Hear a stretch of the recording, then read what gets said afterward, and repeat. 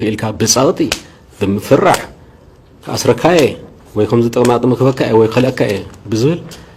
زي حدنتنا فوتن تيخونو حدنا زي مزي يكون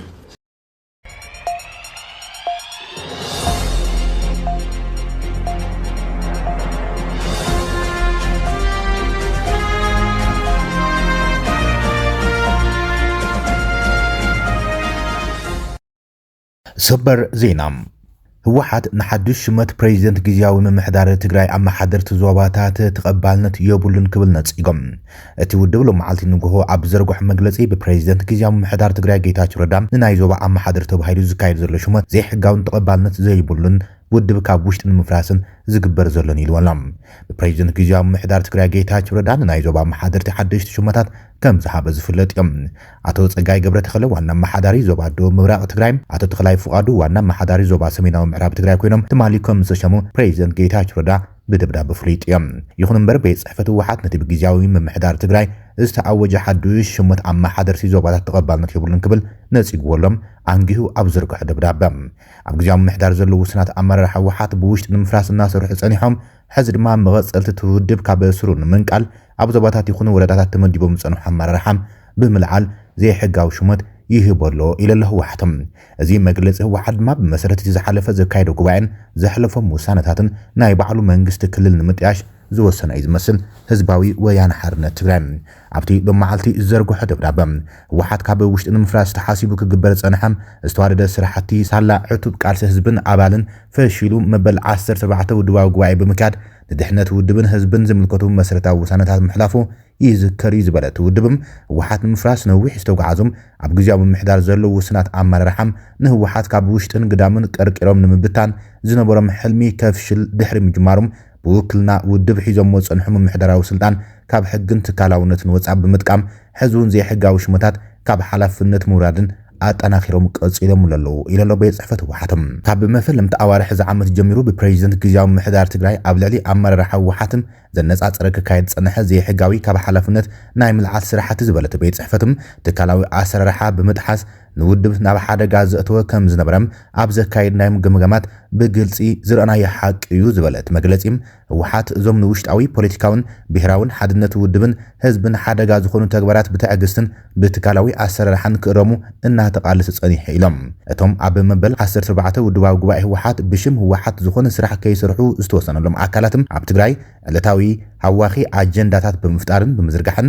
ኣብ ሓላፍነት ንምጽናሕን ህወሓት ንምፍራስን ዝዓለመም ሓላፍነት ዝጎደሎ ኣካይዳ ኣጠናኺሮም ቀጽሎም ኣለዉ ኢሎም ሕዝውን ኣብ ዝተፈላለዩ ዞባታት ኢደወነናዊ ምደባን ምልዓል ኣመራርሓን ይካይደሎ ዝበለ ቤት ጽሕፈት ህወሓትም ንህወሓት ወኪሉ ኣብ ጊዜያዊ ምምሕዳር ሓላፍነት ሒዞም ዝጸንሐ ኣካል ብኢደወነኑም ዘካይዶ ዘሎ ምደባን ምልዓል ኣመራርሓን ንህወሓት ካብ እስሩ ንምንቃልን ንምፍራስን ዝዓለመ ዝተዋደደ ሽርሕ እዩ ኢልወሎም ስለዚ ኣብ ዝኾነ ቦታ ብኢደዋንናዊ ኣካይዳ ዝውሰን ዘሎ ምደባን ምልዓልን ኣመራርሓም ተቐባልነት ከም ዘይብሉ ነፍልጥ ኢለሎም ብወይዘሮ ፈትለወርቅ ገብረ እግዚአብሔር ዝምራሕ ቤት ጽሕፈት ህዝባዊ ወያነ ሓርነት ትግራይ ኣብ ዞባ ወረዳ ይኹን ኣብ ካልእ ብርኪ ኣመራርሓ ካብ ዝምደበሉን ዝለዓለሉን ስርዓትን ትካላዊ ኣሰራርሓን ውፃእ ምኻድ ዘይሕጋዊ ስለ ዝኾነም በቲ ስርዓት ከይሓለፈ ዝተመደበ ወይ ዝምደብ ዝኾነ ሰብ ኣባል ናይቲ ዝተመደቡም ኮሚቴ ኮይኑ ክመርሕን ክሰርሕን ከም ዘይኽእል ነፍልጥ ኢለሎም ብኢደወነናዊ ኣካይዳት ትግራይ ንምዝራግን ህወሓት ንምፍራስን ዝግበር ሽርሒም ዝተወደበ ቃልሲ ንኽገበረሉ እውን ነተሓሳስብ ኢለሎም ብፊርማ ወይዘሮ ፈትለወርቅ ገብረ እግዚአብሔር ሓላፊ ቤት ጽሕፈት ህወሓት ዝተሰነየ ደብዳቤ ሎም መዓልቲ ኣብ ዝተዘርግሐ መግለጺ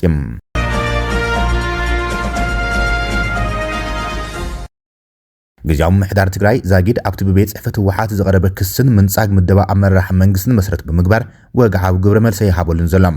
ኣብ መንጎ ብኣቦ ወንበር ህወሓት ዶክተር ደብረጽዮን ገብረ ሚካኤል ዝምራሕ ቤት ጽሕፈት ህወሓት ዘሎ ክፋልን ብምክትል ኣቦ ወንበር እቲ ውድብ ጌታቸው ረዳ ኣብ ጊዜያዊ ምሕዳር ዘሎ ክፋል ህወሓትን ኣፈላይ ካብ ዝፍጠሩ እኳ ዝጸንሐ እንትኾነም ድሕሪቲ ዝሓለፈ ሰሙን ዝተካየደ ጉባኤ ግን ሓዱሽ ቅርፂ ሒዙ እዩ ተቐልቂሉ ዘሎም ምክትል ኣቦ ወንበር ኮይኑ እናመርሐ ጸንሐ ፕሬዝደንት ጊዜያዊ ምሕዳር ትግራይ ጌታቸው ረዳን ምስኡ ዝተሰለፉ ልዕሊ 17 ኣባላት ማእኸላይ ኮሚቴን لعلوت أمرحان كابت ودب بتمبل 17 ودواء قبائم تأجيدهم يم أبو هوحات دكتور دبرتسيان أتوم مستعجلوا أمرحم زي حجاويان تودب المفرات زنك أسعصوص أجعتن يام بسباسن نناي دق حيلي تجزعت زخونن بتقبائي دما زتأجدن مخان قليت يم دحر حزر ما بشم تودب زخون يخون من قصاص كي قبلهم زخكل دبراب زرقي حبيت صحفته وحاتم يخون بر بريزيدنت جزياو محدار تقرأي جيتاچو ردارمام تقبائي زكايد كفال ودبهم ندليت 4 سبات بهايل استخايدن زي حجا ودب المفرات زقبر زلهم صبيب ربحا زت أخاخوي بمبال بوغننت إيغوايم أتستخايد قبائي بورد مرصع إثيوبياون أفلط أكم زيابو زفلت قوينم بتقبائي زحالفو سانتاتون أين قبولو مننا مبالو يذكرم أبوشت تقرايون استفلالي سيفيك محبرات كفالات حبرات سبن أمار رحات ودب يخون عبالاتم كمون قل زوباتاتن ورداتن حادنت أمار حزيبولن اتحادا عبلعل تحادم نمتقعز عالم من قصقاسي بمبال تقامو قد إموت أنيحم أبوان برتو دب دكتور دبرتسيان قبر ميكائيل دحر قبائي أبزهب وقاجت أم مجلسيم ودبام فرامس من معنات بريتوريا بمخانو أبسلطان قزيام محدار زقبو أكركب قدن كم زخونا قليت أميام أنتخونا قنا فلما لزب كم زدلي تزاريبو منيرميام أتي قزيام محدار 50 كدمرو حادة ناي وحاتم بقى مسانا سلازي لهم كاب صباح جميركم إلنا نحنا حزي أين وجن نخلينا قن نعنا أيو كلن يوم كبلو قليت أميام زاتينا كنقبر سلازي 50 كدمرو حادة ناي وحات سلازخونم هو حاتي سبز مدبينا كنبل كبل عبتي زحلف سومن زهابو قاجت أو مجلسي قليت أميام نابقونت كم زي خدو زقلتو دكتور دبرتسيان مسكولهم مشاركة أكلات معلتون فيدرالاو منجسي سراويتن مهوراتن زركوبهم كلا زبكم زدليو عمل كيتهم يام بسمم معنات بريترا مسرس تمرز منجسي نايم تياش كتخون زلوا أجندا أكبر وانت زاريبهم يام بسمم معنات بريترا مسرت تمرز منجسي أبا تقراي كتعيش علو زبل أجندا يكون زلوا كبل انت زاريبهم حزب تግራይ ናብ ዝመረጾ መንግስቲ ምኻድ እምበር ኣብ ግዝያዊ መንግስቲ ድዩ ክነብር ከም ተገለጸውን ግዝያው ሓሊፉ ይባዕሉም መጀመርያ 6 ወርሒ ኢልናም 1 ዓመት ኢልናም ሕዚ ናብ ካልኣይ ዓመት እዮም ዝኸይድ ዘሎ ክብሉ ተዛሪቦም እዮም ስለዚ ግዝያዊ ምሕዳር እንተይኮነ ምታ ኣጀንዳም ዝተመረጸ መንግስቲ መዓዝ ንጣይሽ ንዑ ዝኸውን ምድላው ክኸውን ዘሎ ኢሎም እዮም ይኹን እምበር ኣብ ትግራይ ገና ግዛእታዊ ሓድነት ኣብ ዘይተረጋገጸሉን ሕዝውን ዘመዛበለ ብሚልዮን ዝቁጸር ህዝቢ ኣብ ሓደጋ ወዲቖብ ዘለሉን መረጻ ኣብ ትግራይ ክካየድ ኣይክልን እዮም ሽሕኳ ብወገን ግዝያዊ ምሕዳር ዝምርሕ ዘሎ ኣቶ ጌታቸው ረዳ እትነተነጻሊ ጉጅለ ዘበሎ ጉባኤ ዘካየደ ህወሓትም ስልጣን ክቋጽር ዝብሎ ከም ዘይካል እንተገለጸም ኣብ ቦምበር ህወሓት ዶክተር ደብረጽዮን ገብረ ሚካኤል ግን እቲ ስምምዕነት ፕሪቶሪያ ዝፈረመ ህወሓት ብምዃኑ ዝግብኦ ቦታ ከም ዝረክብ እዮም ኣስሚሮም ልዘሎም ለማዓልቲ ተዘርጊሑ ዘሎ መግለጽ ህወሓት ድማ ነዚ ብግልጽ ዘረጋግጽ ኮይነሎም ሓይሊ ጸጥታ ትግራይ ድማ እቶም ዝዋጠጡ ዘለዉ ፖለቲከኛት ጉዳይን ብሰላማዊ መንገዲ ክፈትሑ ከም ዘሎም ካብ ዝወጻኢ ብሓይሊ ድሌትካ ምፍጻም እንቅስቃስ ከም ዘይካል ቀይሕ መስመር ኣቐሚጡ ጀነራል ታደሰ ወረዳ ኣብ ቦምበር ህወሓት ዶክተር ደብረጽዮን ገብረ ሚካኤል ግን በቲ ሓደ ጉጅለ ኣብ ልዕሊኦም ዝግበር ዘሎ ጽዕንቶ ከም ዘይቕበልዎን ሓደገኛን ኣብ ውሽጢ ትግራይ ድማ ነንባዕልካ ምጥፋእ ዘምርሕን ይክብሉ ኣጠንቂቖም እዮም ኢልካ ብጻቕጢ ብምፍራሕ ኣስረካየ ወይ ከም ዝጠቕማጥም ክበካየ ወይ ከለካየ ብዝብል እዚ ሓድነትና ክብትን እንተይኮይኑ ሓድነት ዘምጽእ ኣይኮነን ስለዚ ሓድነት ህዝቢ ትግራይ ዝዘርግ ነገር ክእረም ክስተኻኸል ዓቕሚ ክእከብ እዩ ዘሎ ኣብ ፍላላይ ኮይንካ እውን ክትእከብ ስለዚ ቂም ጽልኢ ትግራይ ጎዲኡ ዋይ ሕዙን ክግበራ እዩ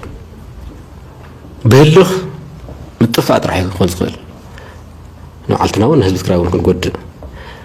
ሽዑካ መራሒ ትግራይ ሕዙን ኣብ ከቢድ ንሕንሕ ስልጣን ኣትዮም እትጸገሞም ብምትህላኽ የቐጽልዎ እንተሃሎም ካብ መረበቶም ብስንኪ ወረርቲ ሓይልታት ፋሕጭን ግራሒሉ ዝርከብ ብሚልዮን ዝቑጸር ህዝቢ ግን ሕዙን ኣብ ከቢድ ጸገም እዩ ዝርከብም ሎሚ ጽባሕ ዓደይ ክምለስ ኢሉ ዝጽበ ህዝቢ ናይ መራሕቲ ህወሓት ውሽጣዊ ምጥፍናን ከቢድ ንሕንሕ ስልጣንን ጸገሙ ክናዋሕ ይገብርን ንዓዱን ርስቱን መስዋዕቲ ዝኸፍል ህዝቢ ድማ ድምፁ የስምዕ እዩ ዘሎ